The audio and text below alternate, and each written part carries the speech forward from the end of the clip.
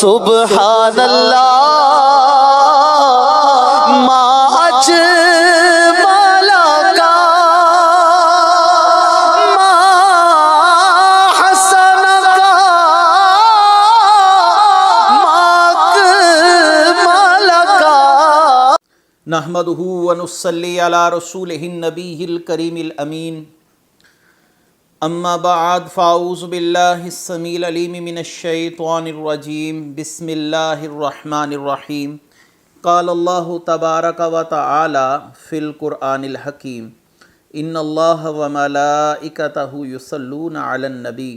یا ایہا الذین آمنوا صلوا علیہ وسلموا تسلیما الصلاۃ والسلام علیک یا رسول اللہ وعلی آلک واصحابک یا نبی اللہ۔ اللہ تعالیٰ کی حمد و ثنا سرور کونین حضرت محمد مصطفیٰ صلی اللہ علیہ وسلم اور آپ کے جمیع آل و اصحاب کی بارگاہ ناز میں درود و سلام کے نذرانوں کے بعد انتہائی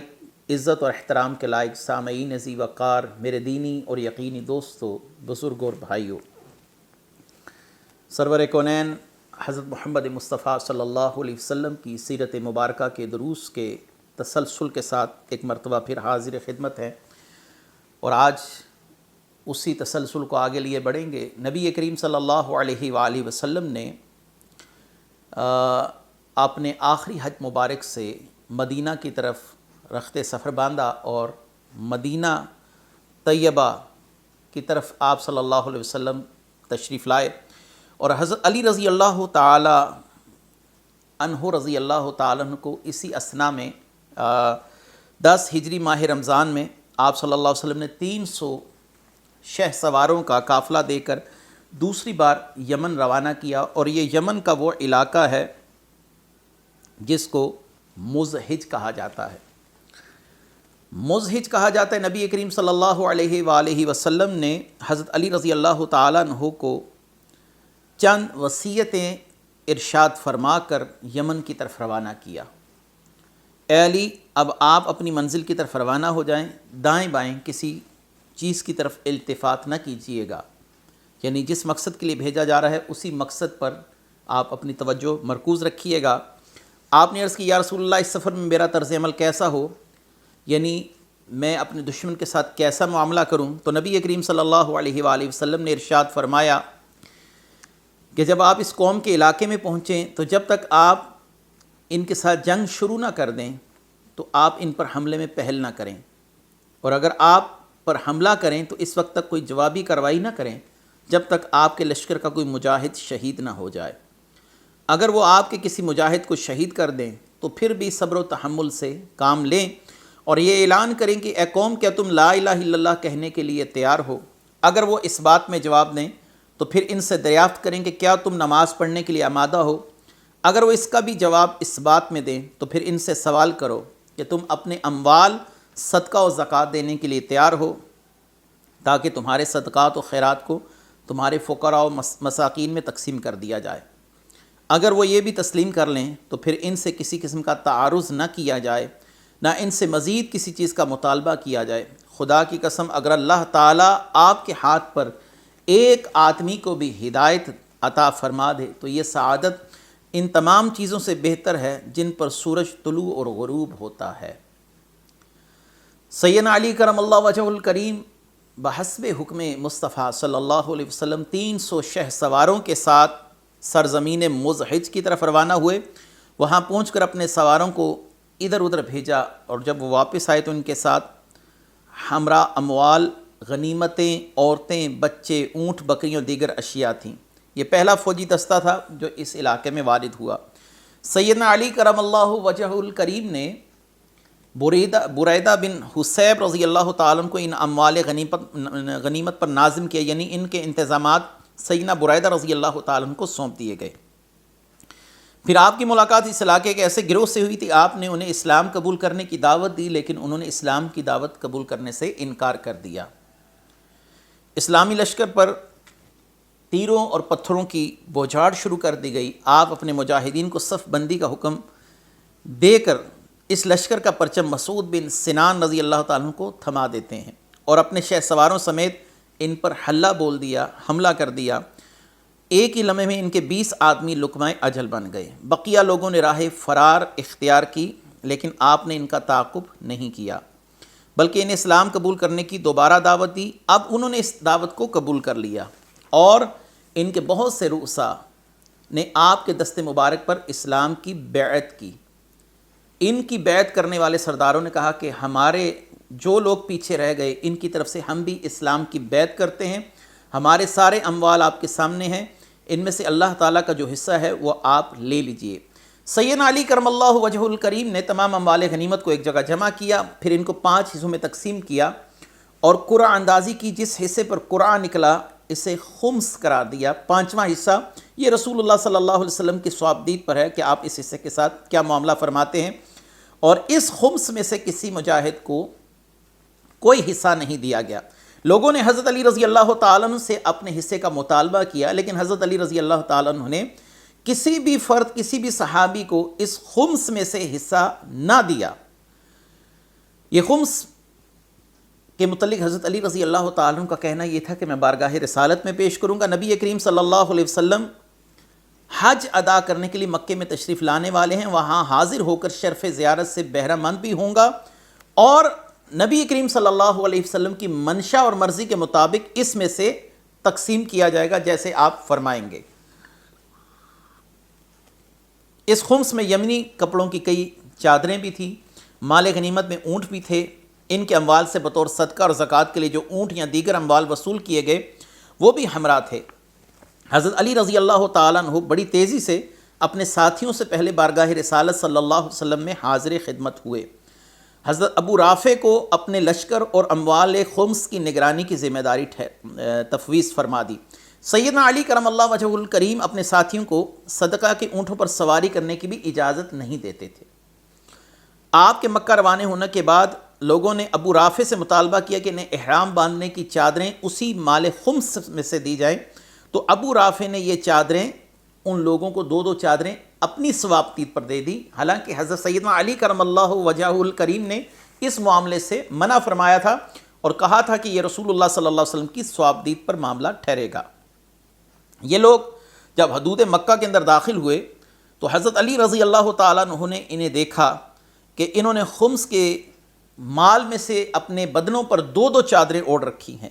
تو حضرت علی رضی اللہ تعالیٰ عنہ نے ابو رافع سے دریافت کیا یہ کیا ہے، اور آپ نے انہیں یہ 2 چادریں احرام کے لیے کیوں کر عطا کی۔ ابو رافع سے آپ نے ناراضی کا اظہار فرمایا اور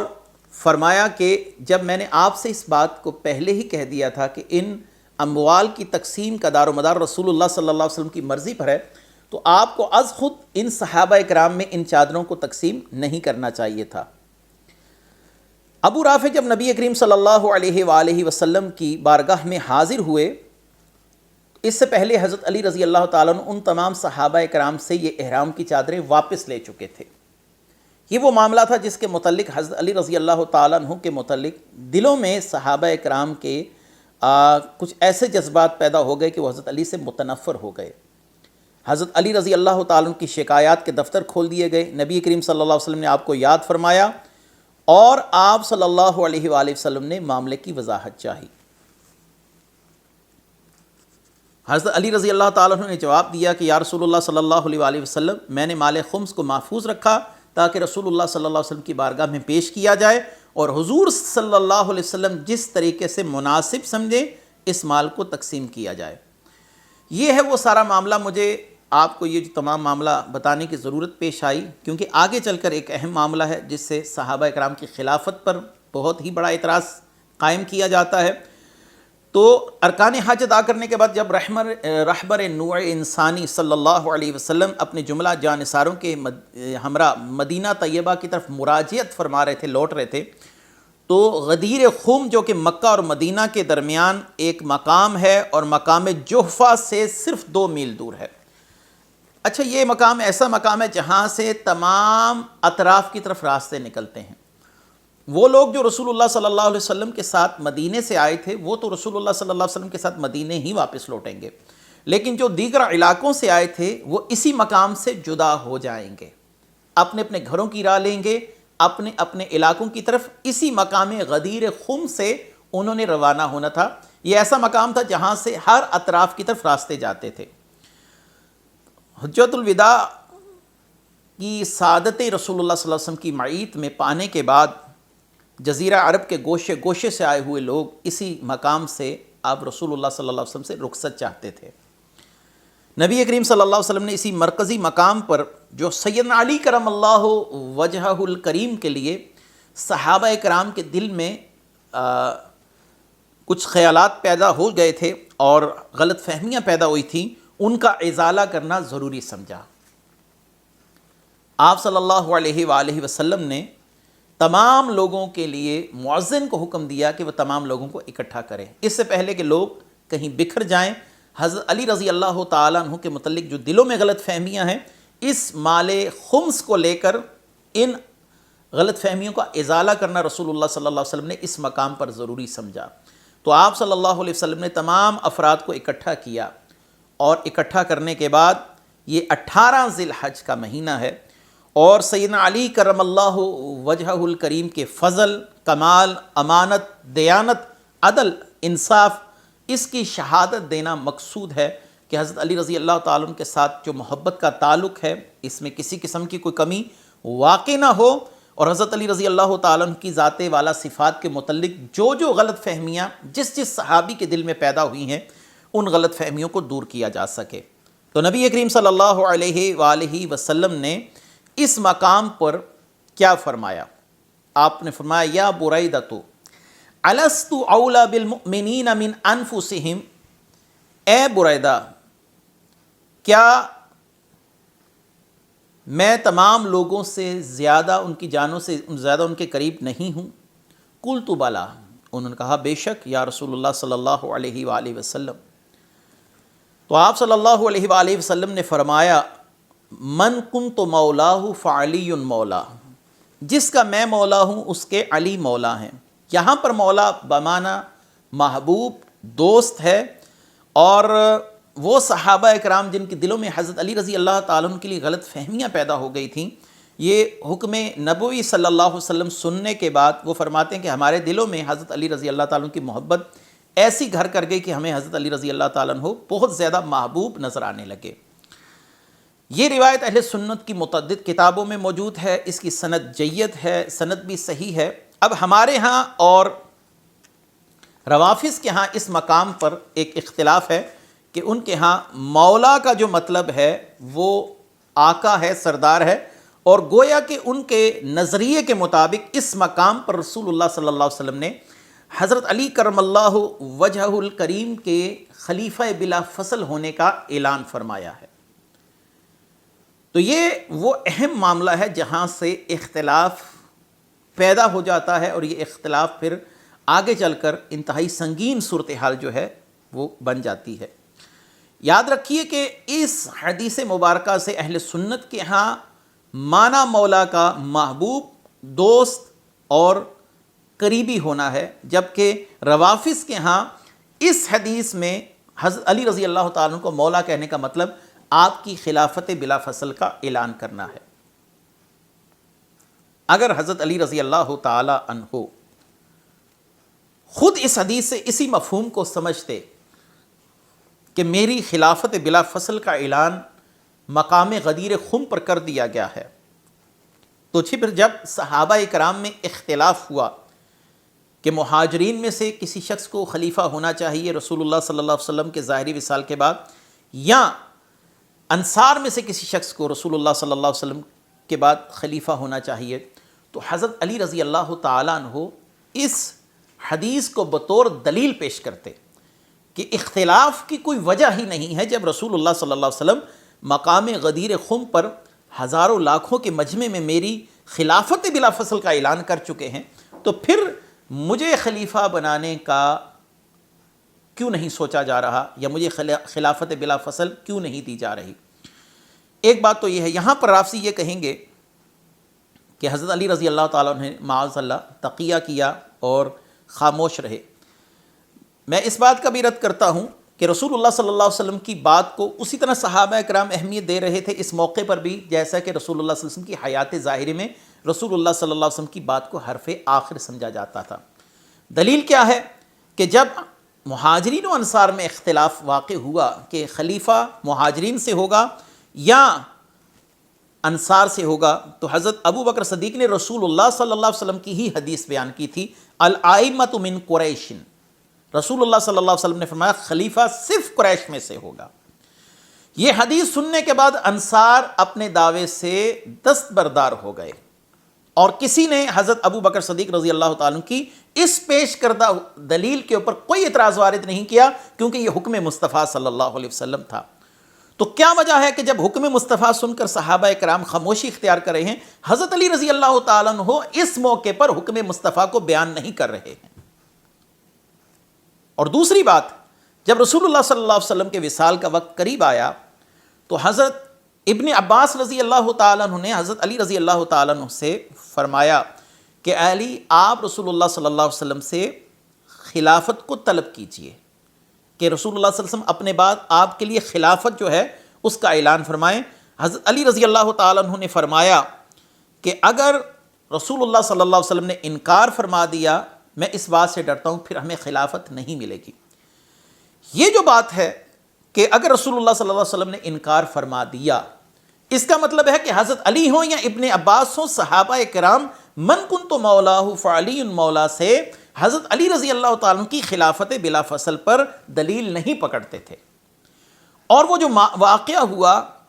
جو میں نے آپ کے سامنے ابھی پیش کیا خمس والا، اس واقعے کے سیاق و سباق کو مد نظر رکھتے ہوئے اس حدیث کو سمجھنے میں اگر غلط فہمی ہے روافظ کو، تو پھر ان کو اپنی غلط فہمی کا ازالہ کرنا چاہیے۔ کتب لغت کے اندر بھی یہ جو لفظ مولا ہے، اس کا مطلب کہیں بھی خلافت بلا فصل مراد نہیں ہے۔ میرے سامنے اب تاج العروس ہے، لغت کی سب سے مشہور کتابوں میں سے اس کا شمار کیا جاتا ہے،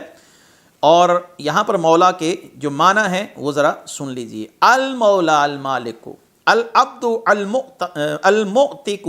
المعتق، الصاحب، القریب، الجار، الحلیف، ابن العم، چچا کا بیٹا، النزیل، الشریک، ابن الاخت، الولی، الرب، دوست، الرب، رب تعالی، الناصر، مددگار، المنعم، المحب، التابع، السحر۔ تو یہاں پر مولا کا معنی محب، محبت کرنے والا، صدیق، سچا دوست، نصیر، مدد کرنے کے معنی میں ہے۔ اور حضرت شیخ محقق شاہ عبدالحق محدث تھیلوی جو اہل سنت کا ایک بہت بڑا نام ہے، انہوں نے اس واقعے پر گفتگو فرماتے ہوئے کہا ہے جب ایک لفظ کے کئی معنی ہوں تو اس میں ایک معنی کو منتخب کرنے کے لیے کہ یہ معنی یہاں پر مراد ہے، ہمیں کوئی دلیل چاہیے۔ بغیر دلیل کے کسی بھی معنی کو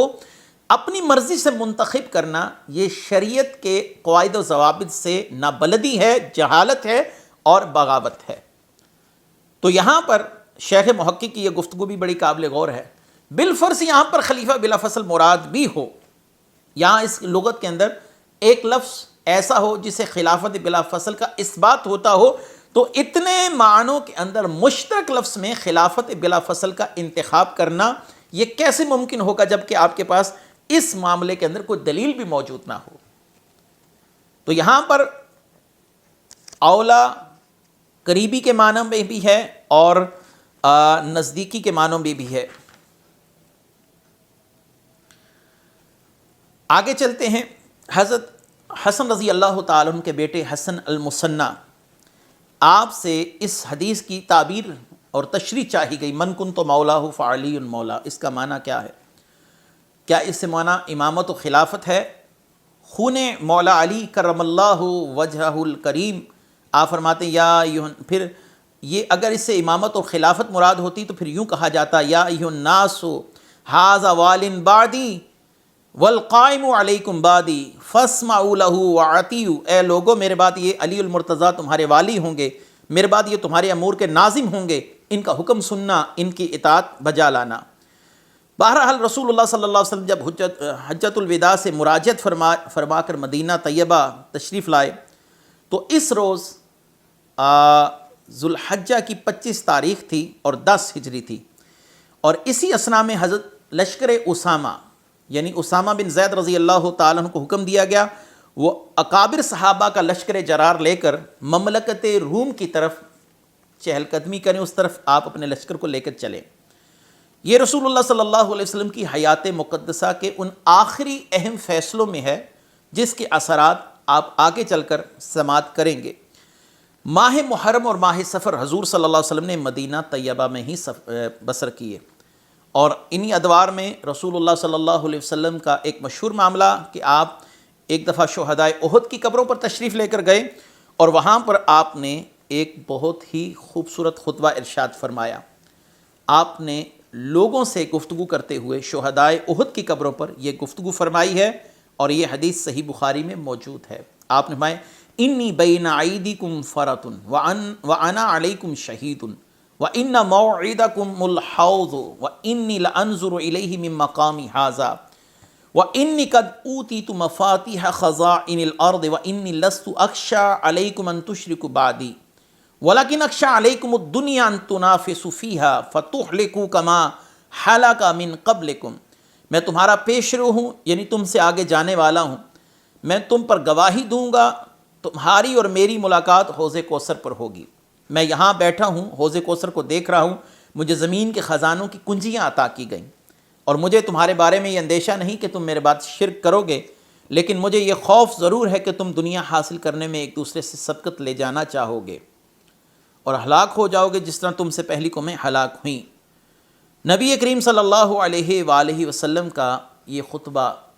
جہاں پر آپ صلی اللہ علیہ وسلم کے اختیارات کی بین دلیل ہے، وہاں پر آپ صلی اللہ علیہ وسلم کی جانب سے امت کو اس بات کی بھی سند دے دی گئی کہ تم میرے بعد شرک نہیں کرو گے۔ یہ جو بعض افراد شور شرابہ کرتے ہیں کہ فلاں مشرک ہو گیا، فلاں بدعتی ہو گیا، ان کو رسول اللہ صلی اللہ علیہ وسلم کی اس حدیث پر غور و فکر کرنا چاہیے۔ بخاری کے الفاظ ہیں انی واللہ ما اخاف علیکم ان تشرکوا بعدی، کہ میرے بعد تم شرک نہیں کرو گے، شرک میں مبتلا نہیں ہوگے۔ نبی کریم صلی اللہ علیہ وسلم کے مرض کا آغاز جو ہے وہ سن 11 ہجری ماہ سفر کی 29 تاریخ سے ہوا، اور یہ رسول اللہ صلی اللہ علیہ وسلم کا وہ مرض ہے جس میں آپ صلی اللہ علیہ وسلم نے وصال پایا۔ آقا کریم صلی اللہ علیہ وآلہ وسلم ایک صحابی کا جنازہ پڑھنے کے لیے بقیع الغرقد میں تشریف لے کر گئے۔ اپنے جان نثار صحابی کی تجہیز و تکفین کے بعد حضور صلی اللہ علیہ وسلم جب واپس تشریف لا رہے تھے تو راستے میں ہی آپ صلی اللہ علیہ وسلم کے سر مبارک میں درد کی کیفیت شروع ہوئی۔ درد کی شدت کے باعث آپ صلی اللہ علیہ وسلم بخار میں مبتلا ہوئے، اور بخار اتنا تیز تھا کہ آپ صلی اللہ علیہ وسلم کے سر مبارک پر جو کپڑا لپٹا ہوا تھا درد کی شدت سے، بخار کی حدت اور شدت اس کپڑے پر بھی معلوم ہوتی تھی، یعنی اس کپڑے کو اگر چھوا جاتا تو آپ صلی اللہ علیہ وسلم کے جسم کی گرمی جو ہے وہ اس کپڑے پر محسوس ہوتی تھی۔ آپ نے اپنا سر مبارک باندھ رکھا تھا اور بخار کی حرارت اس کپڑے تک محسوس ہو رہی تھی۔ یہ بیماری آخر کار رسول اللہ صلی اللہ علیہ وسلم کے وصال مبارک کا سبب بنی۔ اس بیماری کا عرصہ مختلف روایات کو اگر مد نظر رکھا جائے، بعض مورخین کے ہاں 13، بعض کے ہاں 14 اور بعض کے ہاں 15 دن ہے، یعنی 13، 14 یا 15 دن آپ صلی اللہ علیہ وسلم اس بخار میں مبتلا رہے۔ یاد رکھیے کہ اسی علالت کے دورانیے میں رسول اللہ صلی اللہ علیہ وسلم 11 دن تک آپ اپنی مسجد نبوی میں تشریف لاتے رہے اور ہر نماز کی امامت کرواتے رہے۔ سب جان نثار صحابہ کرام رسول اللہ صلی اللہ علیہ وسلم کی اقتداء میں فریضہ نماز ادا کرتے رہے۔ حضرت عائشہ رضی اللہ تعالی عنہا فرماتی ہیں کہ نبی کریم صلی اللہ علیہ وآلہ وسلم کے سر مبارک میں شدید درد تھا۔ حضور صلی اللہ علیہ وآلہ وسلم کی اس کیفیت کا جو آخری دورانیہ ہے وہ رسول اللہ صلی اللہ علیہ وسلم کا زیادہ وقت حضرت عائشہ رضی اللہ تعالیٰ عنہ کے حجرے میں گزرا۔ اس کیفیت میں بھی آپ صلی اللہ علیہ وآلہ وسلم اپنی ازواج مطہرات کی باری والے دن ان ازواج کو طلب فرماتے اور ان سے اجازت چاہتے کہ مجھے اگر اجازت ہو تو میں حضرت عائشہ کے حجرے میں رہوں یا میں تمہارے پاس آ جاؤں، کیونکہ تمام ازواج کی باریوں کا دن مقرر تھا اور تمام ازواج کی باریوں کا لحاظ رکھا جاتا تھا۔ تمام ازواج نے ہر روز مکان بدلنے میں رسول اللہ صلی اللہ علیہ وسلم کے لیے دقت کو دیکھتے ہوئے اس بات کا متفقہ طور پر فیصلہ کیا کہ رسول اللہ صلی اللہ علیہ وسلم کو حضرت عائشہ رضی اللہ تعالی عنہا کے حجرے میں رہنے دیا جائے۔ علالت کی وجہ سے رسول اللہ صلی اللہ علیہ وسلم شدید کمزوری محسوس فرما رہے تھے، اور فضل بن عباس اور مولا علی کرم اللہ وجہہ الکریم کے کندھوں کا سہارا لے کر حضور صلی اللہ علیہ وسلم مسجد میں تشریف لاتے۔ سیدہ عائشہ فرماتی ہیں کہ رسول اللہ صلی اللہ علیہ وآلہ وسلم کا ارشاد ہے، اے عائشہ، میں اس کھانے کا درد آج محسوس کر رہا ہوں جو میں نے خیبر میں کھایا تھا۔ اب مجھے محسوس ہو رہا ہے کہ اس زہر کی وجہ سے میری رگ دل کٹ رہی ہے۔ نبی کریم صلی اللہ علیہ وآلہ وسلم نے ایک روز مسلمانوں کو اپنے پاس جمع کیا، انہیں پہلے اپنی دعاؤں سے نوازا، پھر انہیں کچھ نصیحتیں فرمائیں۔ اے مسلمانوں، مرحبا، اللہ تعالیٰ تم کو اپنی رحمت میں رکھے، تمہاری شکستہ دلی کو دور فرمائے، تم کو رزق دے، تمہاری مدد کرے، تم کو رفیع مراتب پر فائز کرے، تم کو امن و امان میں رکھے۔ اے بندگان خدا، میں تم کو اللہ سے ڈرنے کی وصیت کرتا ہوں اور اللہ ہی کو تمہارا خلیفہ بناتا ہوں، اور تم کو اس سے ڈراتا ہوں کیونکہ میں نذیر اور مبین ہوں۔